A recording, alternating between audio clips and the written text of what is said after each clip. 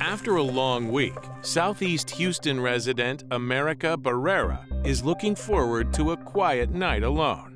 Meanwhile, in the backyard, her motion sensor camera is triggered by a surprise visitor. It's a Saturday night. We see a man jump across a fence into this woman's backyard. We see him scurry across the backyard, and he goes up to a very large window. It's dark out. He's dressed in a skirt or dress that isn't exactly fitting right. And we see him smash the window. After this perpetrator breaks the window, he climbs through the shards and makes his way inside the house. Confronted with the burglar, America screams before running away to call police from a neighbor's. Her scream scares the guy. But he doesn't leave empty-handed. Before he goes, he grabs a bunch of her clothes, including her underwear, and then runs out the house. He's wearing a skirt, but then he's largely nude otherwise. It's like, who is this guy? What is he gonna do? It just really makes it all the more chilling. Houston police respond and take America's statement. What she reveals is deeply disturbing. She tells the arriving officers that this isn't the first time this gentleman has broken into her house. According to America, the same man broke into her home 2 days earlier, and she has the video to prove it. We see this same man approach the rear of the house to the same window, this time wearing a bathrobe, breaks the glass and enters the home. Luckily, on this occasion, America was not home, but the man takes full advantage of the empty house. He stays for a while. He has a beer, he has a little something to eat, takes her shotgun and some clothing, and left a knife in her bed. There's messaging going on here. Essentially, he's taking away her protection, and he's sending a message that I pose a threat.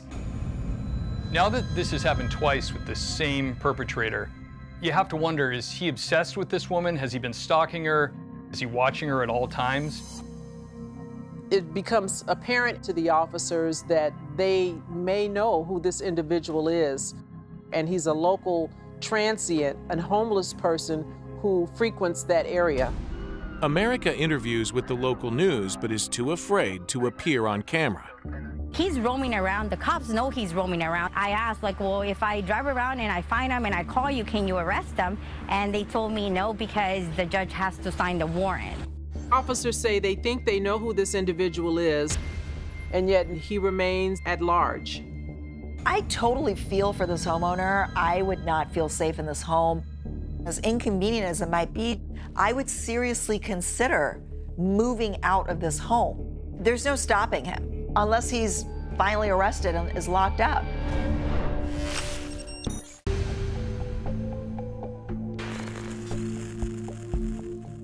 Metter, Georgia is a quaint little town, and everybody knows everybody. It's the kind of place where you usually keep your doors unlocked. We have very little violent crime. There's not much that really goes on. During the week time, we'll go days without getting a single call at night. But on April Fool's Day 2023, Metter police received several disturbing calls that shatter its residents' sense of security. The very first call we got was to a residence to an elderly couple that was home asleep and heard a commotion and looked up, and it was a slender black male. Getting woken up in the middle of the night by a prowler is terrifying. What's going on? How do I deal with this threat? He made a grunting sound, and then he ran out the door, followed by the homeowner, who chased him out with a shotgun. After fleeing the first residence, the man hits 4 more houses, and what the security video reveals turns the case from unsettling to truly bizarre. They reviewed their video camera, and they saw a naked black male with something wrapped around his head. This is something you don't expect to see in a small town like this. A guy traipsing around yards of homes naked trying to break in. If somebody's just prowling around my residence, you know, that's one thing. But when they're naked like that, that's very disturbing to me. Even more disturbing, the nude burglar's MO seems to be more about sending a message to the residents rather than acquiring their belongings. All he does is pick up little trinkets with every house he goes into. And then he moves those trinkets from one location to another location. There was a residence where several things were stolen, and then a day later found a trash bag at another residence that he had been at that had the remaining items that he had taken from that house. That's sort of saying, I've been here, I've gone through here, and I've left here. Despite boldly exposing some parts of himself, the man makes sure to cover his face, making identification difficult for Metter PD. It's extremely frustrating when you can't get the facial features to identify somebody. You have to rely on the body type, which most people don't see people in a naked state. Then, a week later, fears intensify when the burglar in the buff strikes again. A resident was awakened by a naked man in their home, wearing nothing but a hood around his head.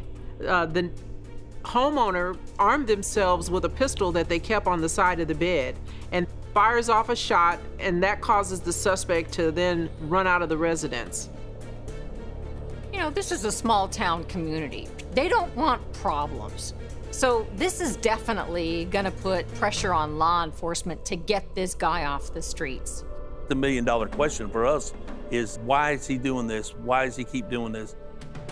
It doesn't make a lot of sense. While we're in the middle of this call, we get another call from a resident. They heard something that awoke them, and they looked at their camera, and in that video camera they saw a naked black male with something wrapped around his head. And he was loitering and prowling around. Since we had video evidence from the week earlier, when we compared the two, we knew that it was going to be the same person.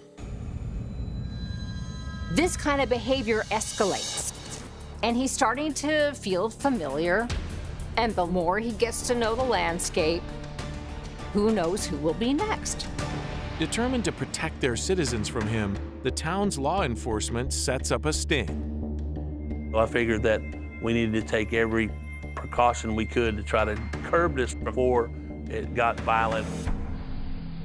One of the local car dealerships allowed us to borrow a bunch of cars, and so we put people basically undercover in the homeowners' areas. We sat in driveways and alleyways to try to wait and just sit and detect. All these assets to try to stop this guy from terrorizing his community.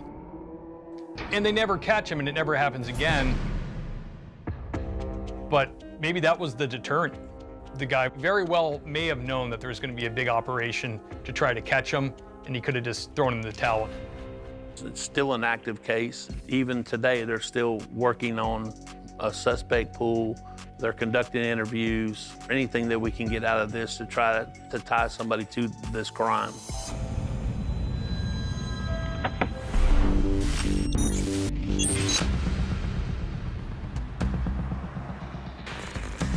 Northeastern Ohio, 3:55 a.m., and the Geauga County Sheriff's Office has a dire threat on its hands. A vehicle traveling at nearly 120 miles per hour. Officers are drawn to this vehicle who's driving at a very high rate of speed, and they don't stop or slow down when they see the officers. Going that fast is not only a speeding citation, but it's also driving to endanger. At those speeds, you can't brake properly, you can't maneuver your car, you can't avoid obstacles. So the public, the driver, and the officer are all in danger with these kinds of speeds. Clearly, the driver is not in the right state of mind. In order to get this driver to stop, officers have to deploy the spike strips. Finally, one of those pops the front tire on the car, and then the driver finally pulls over and then stops. We're just east of the reservoir, Pennsylvania plate. Could be on a just over a mile that way. Without being told to, the driver starts to get out of the car. Driver, let me see your hands! Let me see your hands right now! The officer is treating this as a high-risk stop, but I don't think he had any idea what he was getting into when the person exited the vehicle. Step out of the vehicle. The driver gets out, clad only in a see-through tube top and G-string. Walk back towards my voice. Do it now. Walk back toward me. Walk back towards me. Do it now. Walk back here. Walk back. It's not every day that you pull over a woman driving 128 miles an hour and she's pretty much naked. There is a shock factor to that, even for a police officer who's seen it all. Is there anybody else in that car? Is there anyone else in that car? No. Don't move. I'm not moving, okay? The woman is handcuffed and placed in the back seat of the squad car, but she refuses to get fully inside. Somebody talk to me right now, please. I'm here, I'm talking. I know I ain't got no license, okay? And I know I'm not right. At this point, it's clearly evident that this driver is intoxicated, which makes her driving from earlier even more dangerous, even lethal. Hey, talk to me. I will, but you're not listening to me. You're not talking to me. You're in the car, girl. Put your feet in. Once, though, she's in the back, she goes on to a full-on hissy fit and starts bashing her head against the partition window between the front seat and the back seat, and then kicking at it. What I'm thinking about if she's sitting in the back of my car is what's going to be next from this person? How bad is this going to get? Police transport the belligerent woman to the Geauga County Safety Center. She is identified as Erin Holdsworth and charged with 7 counts, including operating a vehicle while intoxicated and fleeing and eluding authorities. Holdsworth is convicted on 3 of the 7 charges and sentenced to 180 days in jail. Had the officers not been able to pull this woman over, somebody would have died that night. I commend these police officers for stopping her in her tracks.